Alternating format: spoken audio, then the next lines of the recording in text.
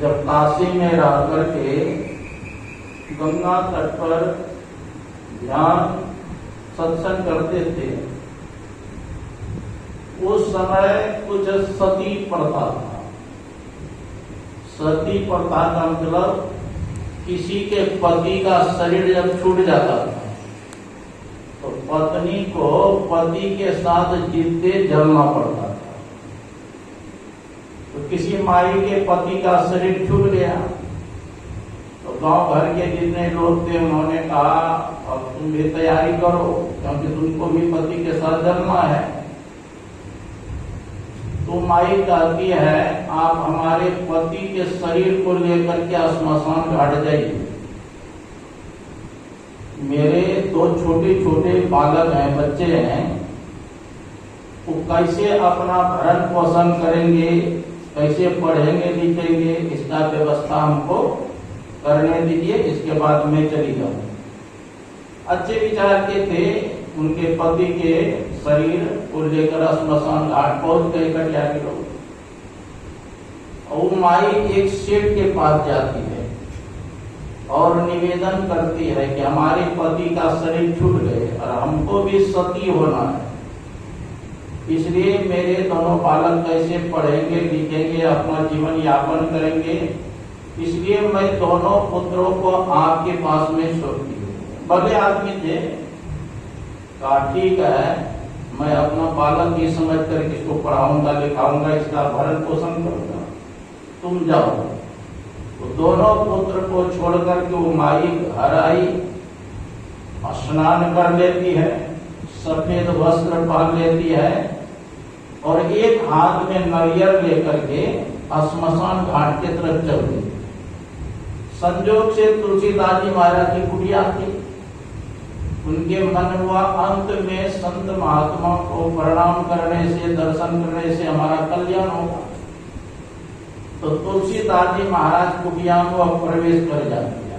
तुलसीदास जी महाराज उस समय बैठ करके भजन कर रहे, ध्यान कर रहे। तो ठेना टेक करके वो माई तुलसीदास जी महाराज के चरणों में प्रणाम कर। संयोग से तुलसीदास जी महाराज की आंखें खुल गई। तुलसीदास जी महाराज कहते हैं सौभाग्यवती भव। माई कहती है महाराज आपने आशीर्वाद दिए हमको सौभाग्यवती भव का, हमारे पति का तो शरीर छूट गए, श्मशान घाट लेकर के गए हैं, अब मैं भी सती होने के लिए जा रहे हैं, आपका वचन क्या होगा महाराज? इस जन्म के लिए आशीर्वाद दिया है कि पिछले जन्म के लिए दिया? तुलसीदास जी महाराज ने कहा तो मैं तो इस जन्म के लिए दिया, तुम्हारे पति का शरीर छूट गया। कहा तुलसीदास जी महाराज कुछ सोच समझ करके कहते ठीक है चलो मैं भी श्मशान घाट जाऊं। तो तुलसीदास जी महाराज आगे आगे और माई पीछे पीछे। अब तुलसीदास जी महाराज को देख करके जितने कटियारी लोग जलाने गए थे सब खड़े होकर प्रणाम किए।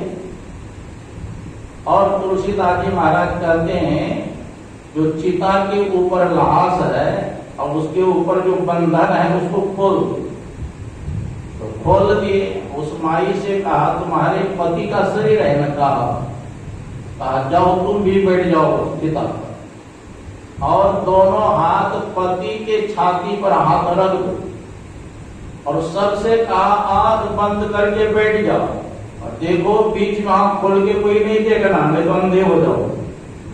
तुलसीदास जी महाराज पहले हिदायत कर, तो सब आंख बंद करके बैठ गए। तुलसीदास जी महाराज कहते हैं मैं आगे आप लोग बोलूंगा, आप लोग पीछे पीछे बोलो। बोलो सब सीताराम सीताराम सीताराम। तो सब बोलने लगे सीताराम सीताराम सीताराम। कुछ देर जपाए सीताराम सीताराम। वो मुर्दा जो लेटा था वो भी उठ के बैठ गया और वो भी कहने लग गया सीताराम सीताराम। हल्ला हो गया, अरे मुर्दा जिंदा हो गया, है ना।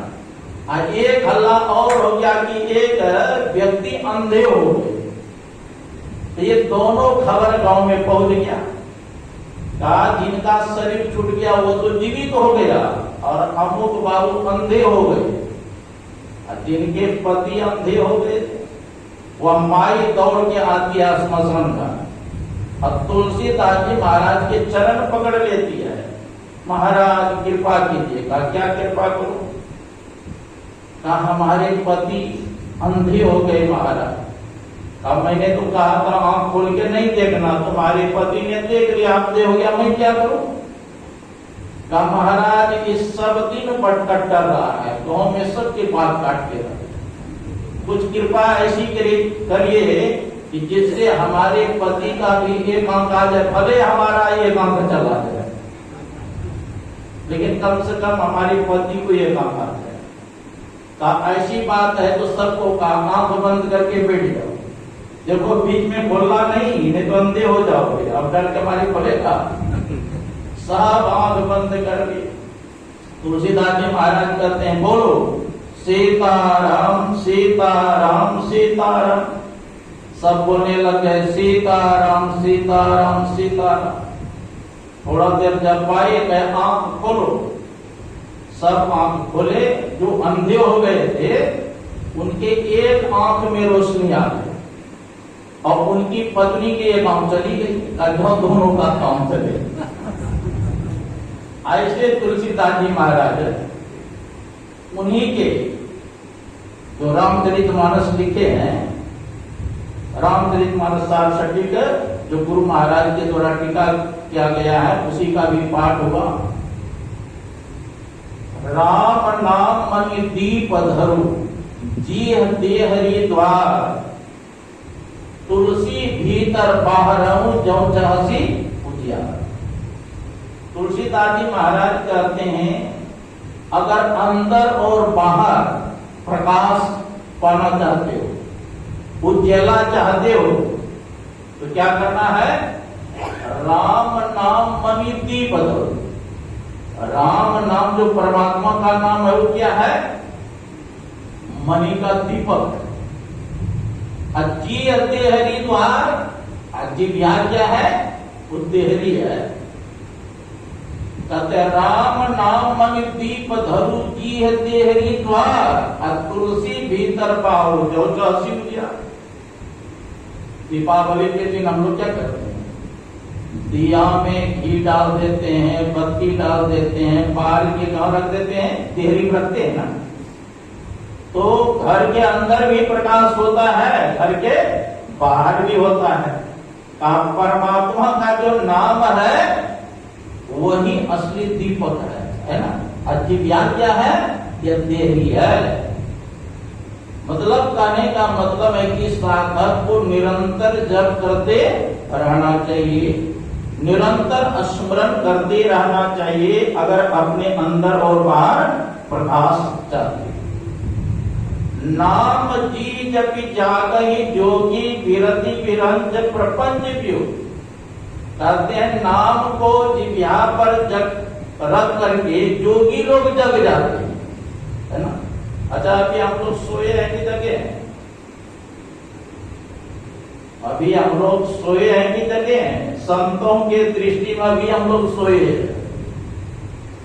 मोह निशा सब सोपन हारा, देखिए सपन अनेक प्रकार, यही जग जामिनी जागई जोगी विरति विरंज प्रपंच। इस मोह रूपी रात्रि में कौन जगते हैं? जोगी लोग जगते हैं, जो योग करने वाले। एक दृष्टि करे संशय जान जोगी कहिए।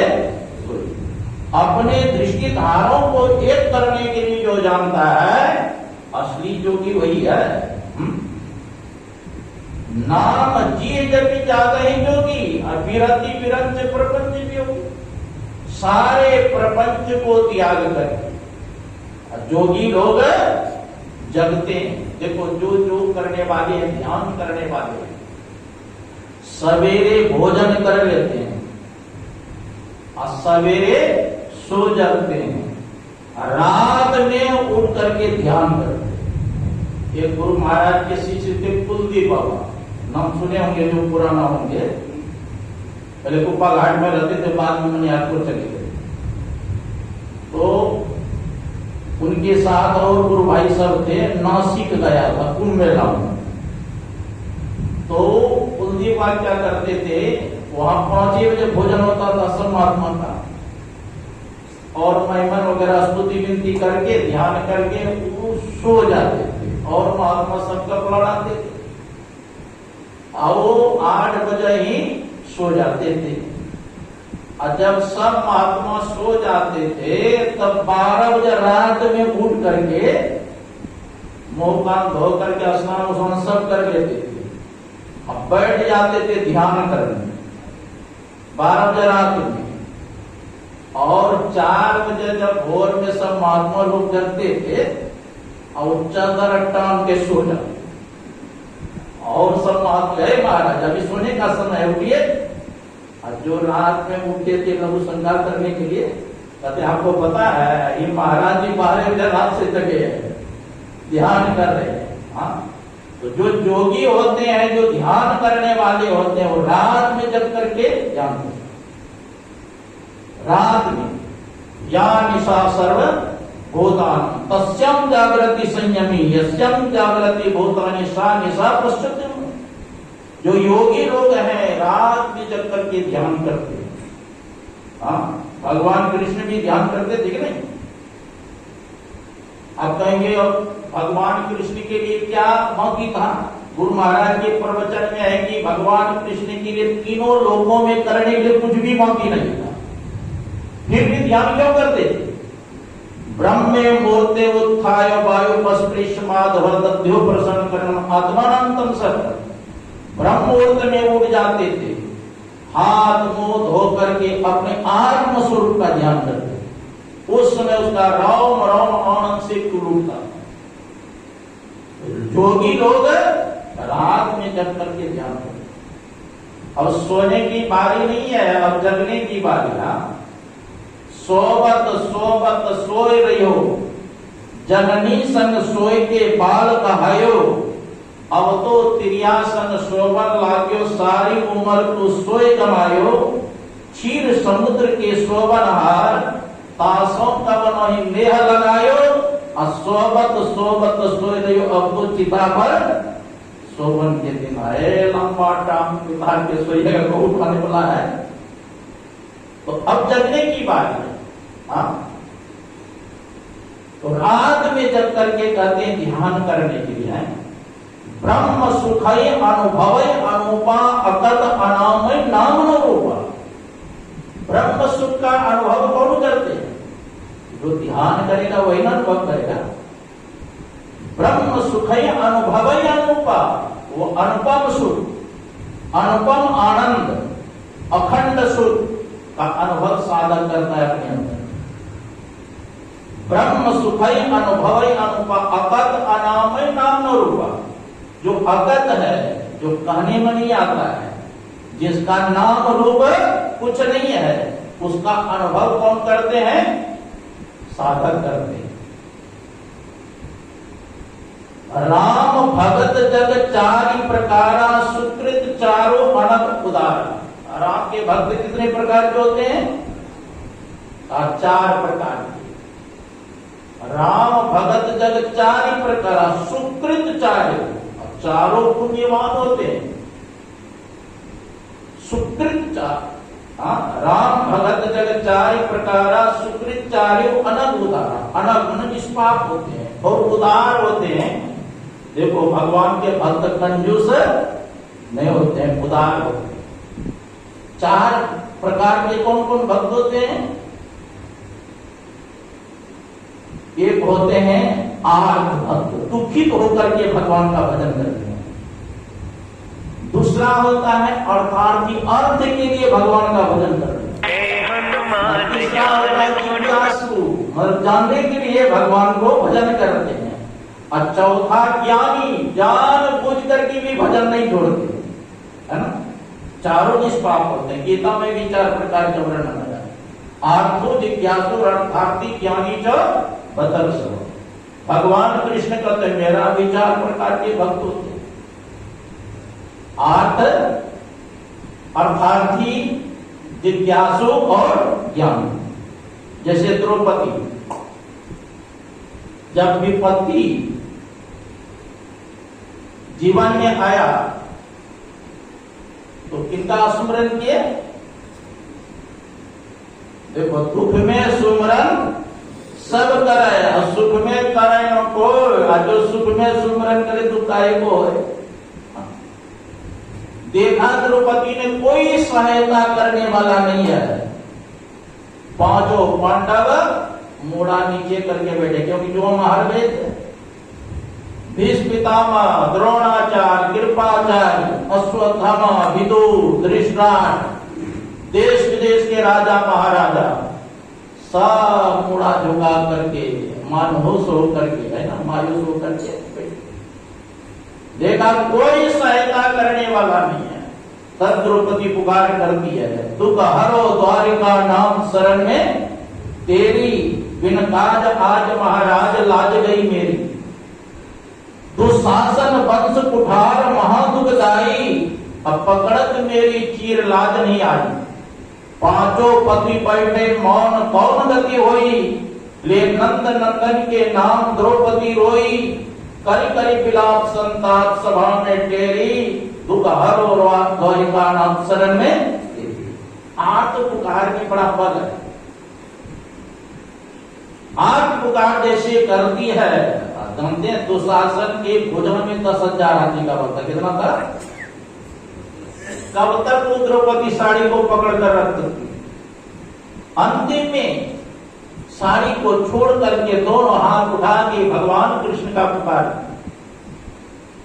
और जैसे पुकार करती है भगवान साड़ी में ही प्रवेश कर जाए। साड़ी को खींचते खींचते साड़ी का ढेर पहाड़ लग गया, लेकिन साड़ी का अंत नहीं हुआ। कभी ने लिखा साड़ी बीच नारी है, नारी ही की साड़ी है कि साड़ी ही की नारी है। अर्थात द्रौपदी से साड़ी बनी हुई थी कि साड़ी से द्रौपदी बनी हुई, उसकी लज्जा बच गई। जब युधिष्ठिर जी महाराज राजगद्दी पर बैठ गए,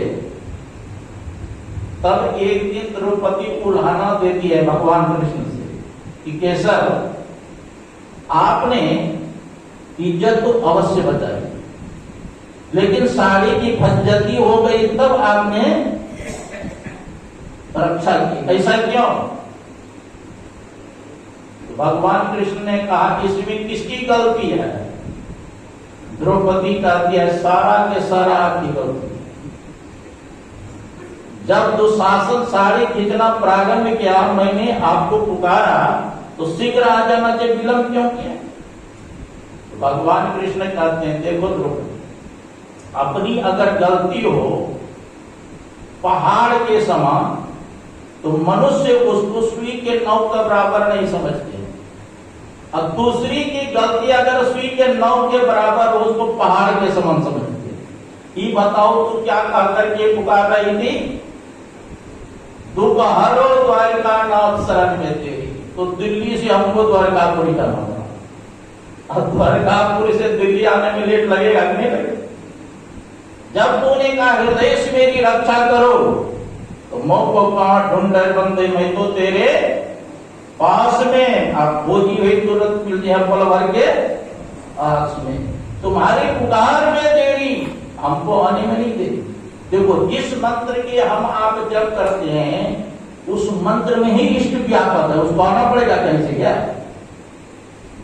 आपका हृदय पवित्र जैसे होगा, शुद्ध होगा, उसी क्षण मंत्र से संबंधित इष्टदेव प्रकट हो जाए, उसको कहीं से आना जाना नहीं पड़ेगा। इसीलिए कहा दिल का हुजरा साफ कर जाना को जाने के लिए, ध्यान गैरों का उठा उसको बैठाने के लिए।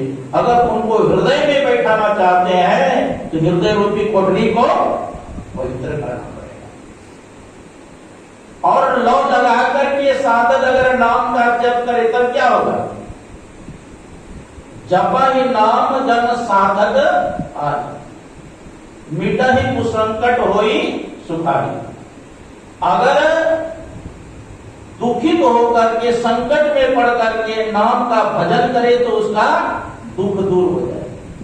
साधक नाम जपै लो लाए होई सिद्धि अनुमादिक पाए। साधक लौ लगा करके नाम का जप करे तो अष्ट प्रकार के सिद्धि को प्राप्त करता है। अनिमा, महिमा, गरिमा, लघिमा, प्राप्ति, इसित, वसित, प्रकाम्य, ये अष्ट प्रकार की सिद्धि बताया। अनिमा अपने शरीर को सूक्ष्म बना लेना, है ना, पत्थर में प्रवेश कर जाना।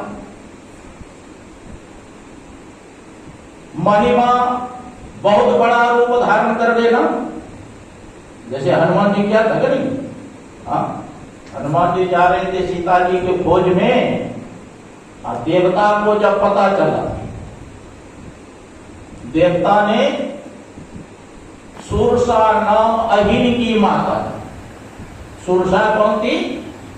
सर्प की माता, उनको परीक्षा लेने के लिए भेजी। सुरसा नाम अहिन की माता। जैसे हनुमान जी गए तो सुरसा कहती, आज विधाता ने हमको हार दिया है, बहुत दिन से भूखे मर रही। तो हनुमान जी कहते हैं पहले सीता जी का खोज करके पता लगा के भगवान राम को मैं सुना दूंगा, और फिर तुम्हारे मुख में प्रवेश कर जाऊंगा, खा लेना। किसी प्रकार जब जाने नहीं दिए तो हनुमान जी ने कहा खा लो। हाँ, जस जस सुरसा बदन बढ़ावा तास दोनों कभी रूप दिखा। जैसे जैसे सुरसा अपना शरीर बढ़ाती थी, हनुमान जी उससे डबल हो गए। 16 योजन मुख तय खया तुरंत पवन सुत 32 भयो। सुरसा 16 योजन के मुख फैलाई, पूरा कलकत्ता चला जाएगा। 16 योजन मुख तय खया, अब तुरंत पवन सुत 32 भयो। हनुमान जी 32 योजन का शरीर फैला दिया, मुख में घुसेगा। 7 योजन ते आनंद की ना अति लघु रूप पवन सुत निन्ना। जब सुरसा ने 100 योजन मतलब 400 कोस का मुख फैला दी, तो हनुमान जी ने छोटा रूप धारण करके उसके मुख में प्रवेश करके बाहर हो गए। तो बड़ा रूप बना लेना ये अष्ट सिद्धि के अंतर्गत आता है। महिमा, गरिमा अपने शरीर को बहुत भारी बना लेना, है ना, भारी। जैसे अंगद गए थे ना रावण के पास समझाने के लिए, तो नहीं माना। तब अंगद जी ने रावण से कहा था तुम्हारे योद्धा में ऐसा कोई बलवान है योद्धा जो हमारा पैर इस टसका सके, हिला सके? अब बताइए, जो इंद्रजीत थे, मेघनाथ इंद्र को जीता था ना, तब ने नाम पड़ा उसका इंद्रजीत। ऐसे ऐसे हजारों योद्धा, अब अंगद जी के जब पैर हिलाने लगे कोई टसका सका? तब स्वयं रावण आया पछाड़ने के लिए, तो अंगद जी ने पैर हटा दिया, कहा हमारे चरण पकड़ने से तुम्हारा उद्धार नहीं होगा, चरण पकड़ना है भगवान उनका पकड़ो तो हमारा कल्याण हो जाए। कहने का मतलब है कि अपने शरीर को बहुत वजन बना लेना, इस साधक के अंदर है। गुरु महाराज में भी थे, है ना, गुरु महाराज भी कभी कभी अपने शरीर को हल्का कर लेते थे। मालदह में गुरु महाराज के प्रोग्राम, तब तीसरे मंजिल पर गुरु महाराज को ले जाना था। अब बहुत संकीर्ण रास्ता, और गुरु से भी स्वयं भगत जी महाराज गुरु महाराज उठाते थे। तो गुरु महाराज से प्रार्थना करता, हजूर आपको तीसरे मंजिल पर हमको ले जाना है, आप थोड़ा शरीर को हल्का कर लीजिए, है ना। तो गुरु महाराज बिल्कुल हल्के हो गए, 6 महीना बालक के तरह, आसानी से ले गए तीसरे मंजिल। सत्संग का कार्यक्रम हुआ, फिर ऊपर से नीचे भी लाना है ना, तो फिर प्रार्थना करते, हजूर जैसे पहले हल्का हो गए तो उसी प्रकार हल्का हो गए। तो गुरु महाराज बिल्कुल हल्का हो गए नीचे थे। तो अपने शरीर को वजन बना लेना, हल्का बना लेना, ये साधक के अंतर्गत। अनिमा, महिमा, गरिमा, लगिमा बहुत छोटा रूप धारण कर लेना है ना। हनुमान जी कहते हैं मशक समान रूप कपि धरे, मच्छर के समान अपने शरीर को छोटा बनाए। लक्ष्मीपति जी महाराज ऐसे ध्यान में बैठे थे, सारसा है ना वैसी भवन गांव क्या कहते हैं, वहां वन गांव है, वहां में गया वो बहुत बड़ा आश्रम है लक्ष्मीपति जी महाराज। तो लक्ष्मीपति जी महाराज बैठे थे ध्यान में और उधर से दो पहलवान आ रहे थे। कहा देखो जी बैठते बैठते मेरा पैर जाम हो गया, थोड़ा सा सहायता दे दो। अब दोनों पहलवान के मन में हुआ कि ऐसा दोनों हाथ पकड़ कर इसको फेंकेंगे तो कई खेत जाकर आगे देंगे। दोनों पहलवान दोनों हाथ पकड़ के झटका मारना था, लेकिन लक्ष्मीपति जी महाराज टस मस नहीं है। कहा यही पहलवानी करते हो, बूढ़े आदमी को नहीं उठा सकते हो। लज्जित होकर दोनों पहलवान आगे उधर से दुबला पतला आ रहे थे। कहा देखो जी थोड़ा सा सहायता दे दो, हमारा पैर जाम हो गया बैठे बैठे। कहा महाराज जब वो दो पहलवान नहीं उठा पाया हम कैसे उठाएंगे, ना तो उठा लेगा, थोड़ा सहायता दिया खड़े हो गए। तो अपने शरीर को वजन बना लेना, हल्का बना लेना, ये स्थिति के अंतर्गत प्राप्ति। जो इच्छा करेंगे गुरु की मूर्ति मन में ध्यान है ना, मतलब गुरु के जो ध्यान करते हैं उनकी इच्छा की पूर्ति हो जाएगी। तो प्राप्ति जो इच्छा करेंगे, देखो खाली मन लगा करके आप जब करिए मन एकाग्र हो जाए, हम मन में होगा क्या है रसगुल्ला मिल जाए, कहां से रसगुल्ला आपके पास है पता भी नहीं चले। जो चाहेंगे मन में होगा सिर्फ वो आपके मनों को प्राप्त हो जाए।